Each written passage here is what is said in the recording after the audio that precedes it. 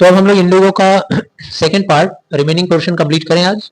Truck के driver की तरफ से आवाज आती है, take the car to one side sir. Sikh driver had by now come out of the truck.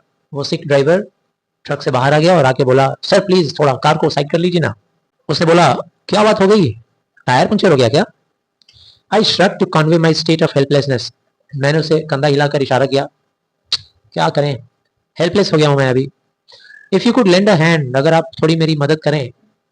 ये अनिरुद्ध बोस ने बोला, if you could lend me a hand. किसको बोला? सिख ड्राइवर को, कि अगर आप थोड़ा हमारी मदद कर दें, अपना हाथ, हेल्पिंग हैंड अगर मुझे दें, we could move the car to one side and let you पास।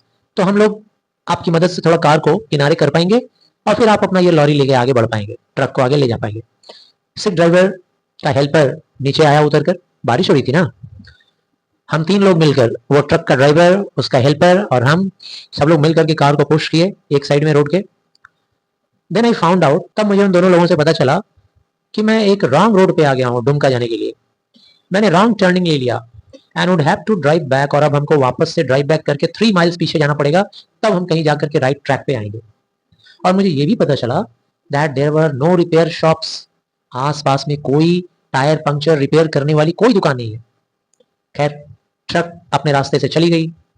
धीरे धीरे धीरे ट्रक का जो नॉइज था वो फेड होता चला गया। जितना दूर जाते जा रहा है ट्रक, उसका आवाज धीरे धीरे कम होता गया, कमजोर होता गया। अब ये सच्चाई मुझे हथौड़ी की तरह चोट किया। कौन सी सच्चाई? आसपास में कोई रिपेयर का जगह नहीं है और फिर मैं रॉन्ग रूट पे आ गया हूँ। लग रहा था जैसे मेरे सिर पे कोई हथौड़ा मार रहा है। मैं एक ऐसे डेड एंड में पहुंच गया था जहां से अब कोई रास्ता नहीं दिख रहा था मुझे। अब कोई रास्ता नहीं बचा कि मैं डुमका पहुंच पाऊं उस रात मेरे दोस्त के पास। और मेरे पास ये आइडिया भी नहीं था कि कैसे और कहाँ मैं रात गुजारूं। रात गुजारने का हमारे पास कोई जरिया भी नजर नहीं आ रहा था। The road side puddles. Puddles क्या होता है? रोड के किनारे का छोटा छोटा वाटरफाउल्स, जहाँ पे पानी जमा हुआ रहता है, जैसे पोखरा, तालाब या कोई ऐसा डिच जिसमें पानी जम गया है, वो सारे अब जिंदा हो गए।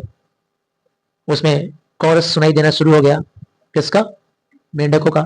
सारे मेंढक एक्टिव हो गए क्योंकि बारिश था बहुत तेज। सारे टर टर टर टर आवाज करना शुरू। बारिश भी अब तक थोड़ी कम हो गई थी और कम होकर के ड्रिजल के रूप में चेंज हो गया। बारिश तेज बारिश नहीं होकर के ड्रिजल हो रहा था। I got back into the car. मैं वापस कार में आके बैठ गया और अब दूसरा सिगरेट मैं जलाने ही वाला था। तभी मैंने देखा, रोशनी देखा मैंने। मेरे साइड वाले विंडो से मैंने देखा रोशनी दिखाई दे रहा है। मैंने दरवाजा खोला तो एक पेड़ के ब्रांचेस के बीच में से, उसके बीच से मैंने देखा एक रेक्टेंगल सा दिखाई दे रहा है, ऑरेंज लाइट। रेक्टेंगल मतलब चार भुजा को बोलते हैं रेक्टेंगल, जिसके 4 साइड्स होते हैं। ऐसा साइड या तो दरवाजे का होता है, ऐसा साइड या तो खिड़की का होता है। और विंडो, एक्चुअली में वो क्या था? विंडो था। जैसे कहावत है ना कि बिना आग के धुआं नहीं दिखता है, मतलब धुआं अगर कहीं दिख रहा है तो समझ लो कि वहां पे आग है। उसी तरीके से ये जो केरोसिन लैंप का रोशनी दिखाई दे रहा था, ऑरेंज ऑरेंज, इससे पता चल रहा था कि वहां कोई ना कोई आदमी रहता है। वहां पर जरूर कोई ना कोई घर है आसपास में और उस घर के अंदर कोई ना कोई ऑक्यूपेंट्स होगा, रहने वाला होगा। मुझे पता चला। मैं कार से तुरंत बाहर निकला, अपना टॉर्च लिया। The window was not too far away. Window बहुत दूर नहीं था। I had to go and investigate. मुझे वहां जाना था और इन्वेस्टिगेट करना था। There was a narrow footpath branching off from the main road which seem to go in the direction. Road से एक पतला सा रास्ता जाता था, पगडंडी। कहां पर? उस घर की दिशा में, उस खिड़की की दिशा में। मैंने कार का दरवाजा लॉक कर दिया और निकल पड़ा उस घर की तलाश में जहां से वो रोशनी आ रही थी, ये चेक करने की शायद यहाँ इंसान रहते होंगे तो मुझे भी सहारा मिल जाएगा रात रुकने का। मैंने सारे पडल्स आसपास के जो थे उनसे बचते बचाते जितना पॉसिबल हो सकता था मैं आगे बढ़ा। जब मैं एक इमली के पेड़ से पार हुआ तब जाकर के वो घर मुझे दिखना शुरू हो गया। Well, hardly a house. घर जैसा तो वो दिख ही नहीं रहा था। वो एक छोटा सा कॉटेज था with A corrugated tin roof. Corrugated क्या होता है? तो एक तो होता है फ्लैट टीन और एक होता है कॉरुगेटेड, मतलब एक निश्चित शेप में ऊपर नीचे टेढ़ा मेढ़ा रहता है, ऐसे यू शेप में, ठीक है ना, ऐसे उठना। देखे होगे टीन को, उसको बोलते हैं कॉरुगेटेड टीन। उसी टीन का छत था। थ्रू एन ओपन डोर, दरवाजा खुला हुआ था, मैं अंदर देखा तो एक हरिकन लैंटर्न भी था, एक बेड के पाँव के पास रखा हुआ, मतलब एक बिस्तर था बेड, उस बेड के पैर के पास हरिकन लैंटर्न रखा हुआ था। लैंटर्न मतलब लालटेन, और हरिकन लैंटर्न क्या होता है? एक ऐसा लालटेन जो बड़े से बड़े तूफान में भी बुझता ना हो। कांच रहता है उसके ऊपर, और कांच के ऊपर परफोरेटेड ढक्कन लगा रहता है, छोटे छोटे छेद होते हैं ताकि ऑक्सीजन अंदर जा सके और आग जलता रहे, ठीक है ना। और उस ढक्कन की वजह से, छोटे छोटे छेद की वजह से तेज तूफान में भी वो आग बुझता नहीं है। ऐसा लैंटर्न वहां रखा हुआ था। मैंने कहा, इज एनीबॉडी देयर? अंदर कोई है? अ स्टॉकी मिडिल एजेड मैन, तभी स्टॉकी किस्म का, स्टॉकी मतलब क्या होता है? नाटा, मोटा, तंदुरुस्त, मतलब छोटे में ही खूब गठीला शरीर वाला एक मिडिल एज का आदमी। मिडिल एज मतलब मेरी उम्र का आदमी, मान लो 40 से 50 के बीच में, मिडिल एज का आदमी जिसकी मोटी मोटी मूछें थी, वो कमरे से बाहर आया। मेरे टॉर्च की तरफ देखकर स्क्विंट किया। जब तेज रोशनी की तरफ हम लोग देखते हैं तो आंख चकमका जाता है और हम लोग ऐसे करते हैं, ऐसा देखते हैं, ठीक है ना। तो टॉर्च की तरफ स्क्विंटेड किया। I turn the spot away from his face, उसके बाद फिर मैंने उसके चेहरे के ऊपर से टॉर्च हटाया। उसने पूछा, कहाँ से हैं सर आप? कुछ ही वर्ड्स में मैंने डिस्क्राइब कर दिया मेरा प्रेडिकामेंट। प्रेडिकामेंट मतलब मेरी वो गलत, बुरी परिस्थिति, बुरा हालात, मैंने सब बता दिया, बयान किया। और फिर मैंने कहा, क्या भाई साहब यहाँ आसपास कोई ऐसा जगह है क्या जहां मैं अपनी रात बिता सकूं? मैं उसके लिए पैसे दे दूंगा, बेशक। आदमी ने बोला, आपका मतलब है डाक बंगलो में रुकना चाहते हैं? मैंने पूछा, डाक बंगलो? क्योंकि मैंने तो वहां कोई डाक बंगलो देखा नहीं था। लेकिन अचानक मैंने मेरा मिस्टेक महसूस किया, क्योंकि मैं तो सिर्फ उस लालटेन की रोशनी को फॉलो करते हुए आया था ना, मैंने तो आसपास को ध्यान ही नहीं दिया था। तब मुझे समझ में आया कि मुझे ध्यान देना चाहिए था। अब मैंने अपने टॉर्च को टर्न किया मेरे लेफ्ट साइड में, तभी मुझे दिखाई दिया एक बड़ा सा बंगला। तो मैंने पूछा, अच्छा आप उस बंगलो की बात कर रहे हैं क्या, वो जो लेफ्ट में दिख रहा है, बाएं साइड में? उस चौकीदार ने बोला, हाँ सर, लेकिन सर वहां कोई बेडिंग नहीं है, बिस्तर नहीं है sir. You can't have meals there, और सर आपको खाना भी नहीं मिलेगा वहां। मैंने कहा कि देखिए, मेरा बिस्तर मेरे पास है, बिस्तर की कोई प्रॉब्लम नहीं है। कुछ खाट वाट है तो वहां पे, चौकी खटिया ऐसा कुछ है? चौकीदार ने बोला, हाँ सर, हाँ चारपाई है, चारपाई मिल जाएगा।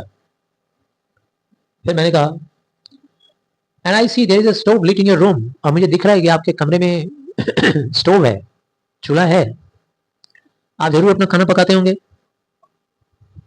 उस आदमी ने बोला मुस्कुराते हुए, मुझसे पूछा, I would care for course chapatis prepared by him and urad का dal cooked by his wife. बोला, सर हम लोग बहुत वैसा खाना नहीं खाते हैं जैसा आप लोग खाते हैं। मेरी पत्नी उड़द का दाल पका देती है और वही रूखा सूखा चपाती रहता है सर, भद्दा सा दिखने वाला रोटी। मैंने कहा, हाँ बस बस, हमारा भी काम चल जाएगा, उसी से चल जाएगा, रोटी और वो दाल मिल जाए तो काफ़ी है। मुझे हर तरह की चपाती अच्छी लगती थी और उड़द का दाल तो मेरा फेवरेट था, मैंने कह दिया।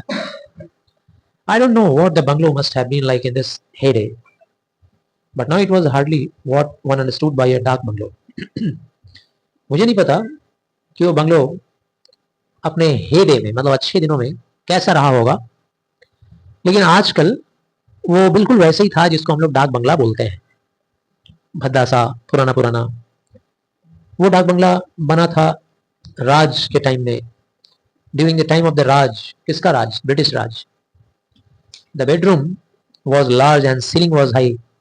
बिस्तर काफी, सॉरी, बेडरूम काफी बड़ा था और सीलिंग काफी ऊंचा। फर्नीचर जो थे उसके अंदर वो क्या क्या थे? चारपाई, एक खटिया और एक टेबल रखा हुआ था एक साइड में। एक चेयर भी था जिसकी जो आर्म होता है ना, जिसके ऊपर बाएं रखते हैं चेयर का, वो टूटा हुआ था। चौकीदार वो जो था, जो केयर टेकर था, जो मुझे वहां ले आया, वो एक लालटेन जला दिया मेरे लिए और उसको टेबल पर रख दिया। मैंने उससे पूछा, भाई तुम्हारा नाम क्या है? उसने बोला, सुखन राम। सर मेरा नाम सुखन राम। मैंने उससे पूछा, क्या यहाँ पहले भी कोई रहता था या मैं ही पहला आदमी हूँ? उसने बोला, ओ नो सर, बहुत सारे लोग यहाँ पे आए हैं, रहे हैं। एक जेंटलमैन भी आया था यहाँ पे, 2 रात गुजार के गया लास्ट विंटर, पिछले विंटर में 2 रात गुजार के गया था यहाँ से। I hope there are no ghost here. मैंने उससे थोड़ा मजाक करने के मूड में बोला, भाई सुखन राम, भूत वूत तो नहीं ना है यहाँ पे? आशा करते हैं भूत नहीं होगा। उसने बोला, भगवान बचाए साहब, no one has ever complained of ghost. भगवान झूठ ना बुलवाए, आज तक तो कभी ऐसा शिकायत नहीं सुने। मैंने कहा कि I found his words reassuring.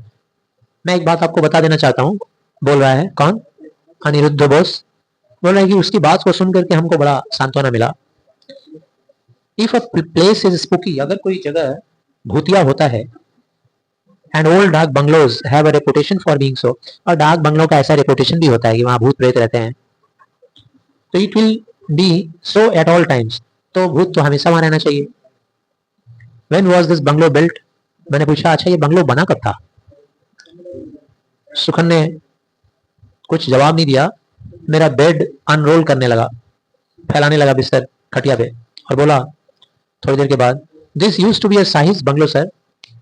Sir ये बंगला एक अंग्रेज का था। मैंने बोला, साहब का? अंग्रेज का? उसने बोला, हाँ सर, वो अंग्रेज इंडिगो प्लांटर था, नील की खेती करता था। There use to be an indigo factory, और यहाँ पर सर एक इंडिगो की फैक्ट्री भी होती थी, बहुत ही नजदीक में। अब तो बस चिमनी बच गई है सर, फैक्ट्री तो गायब हो गई। मुझे पता था कि एक जमाने में इन सब जगहों पे इंडिगो की खेती हुआ करती थी। मैंने इस तरह के इंडिगो फैक्ट्रीज का रूइंस मतलब बचा कुचा अवशेष हमने मुंगेर में भी देखा था मेरे बचपन के दिनों में।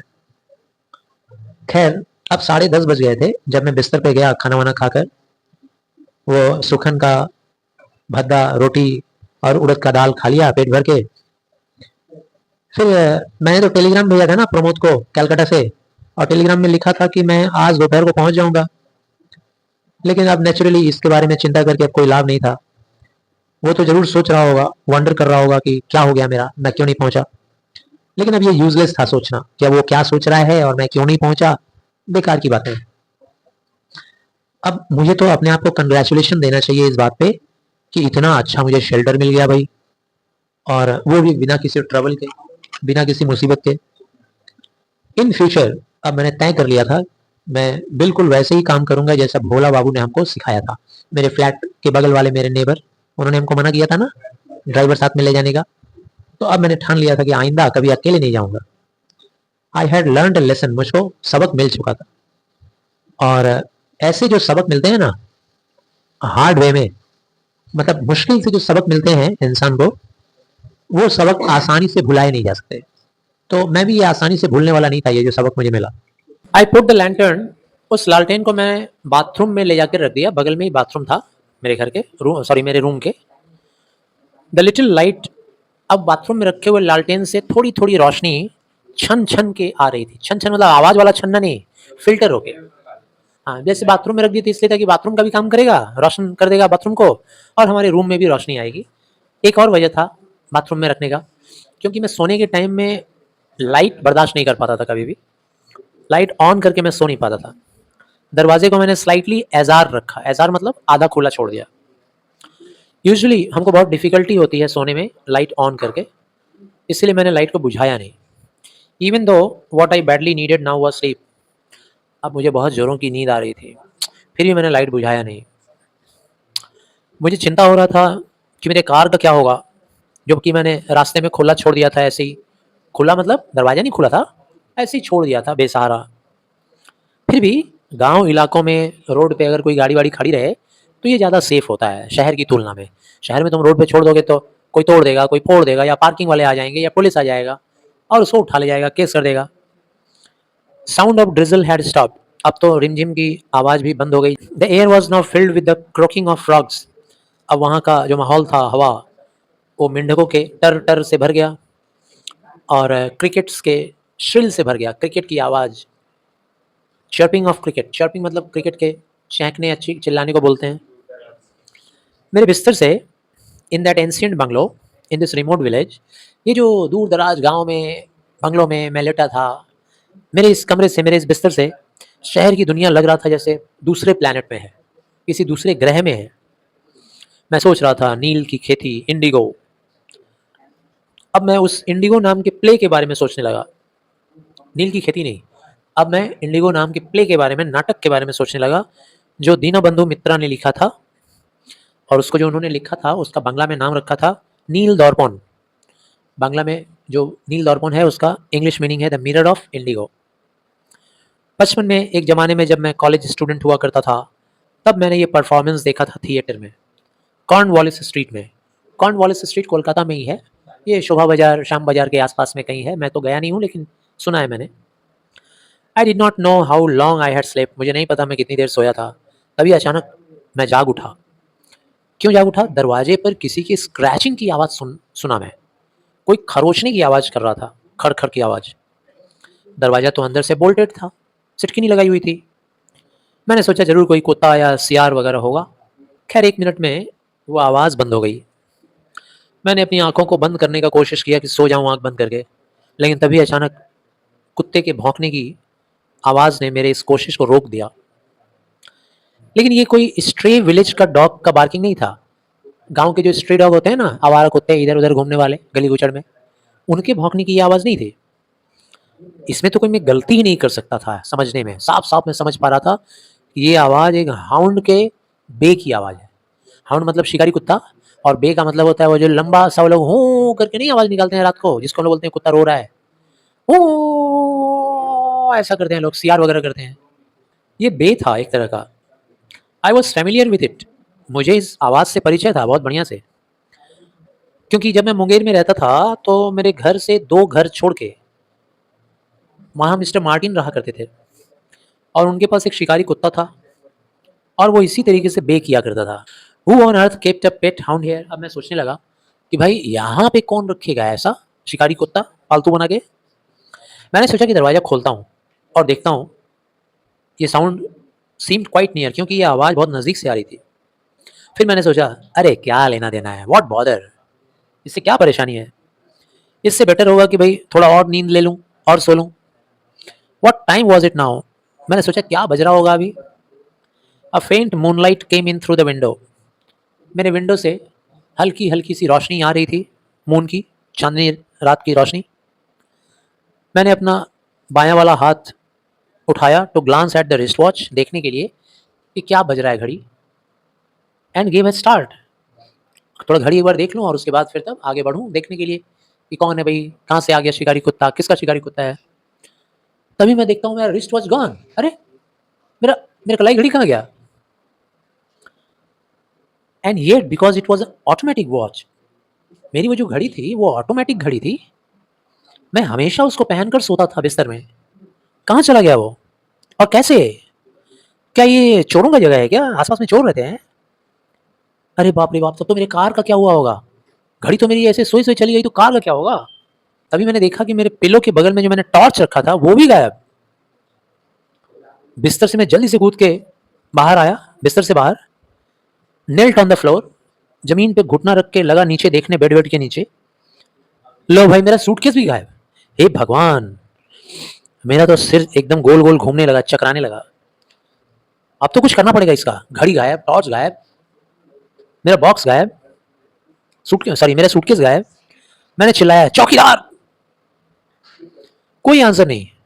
दरवाजे के पास गया और देखा, अरे बोल्ट तो लगा हुआ है, अंदर से सिटकी नहीं लगी हुई है।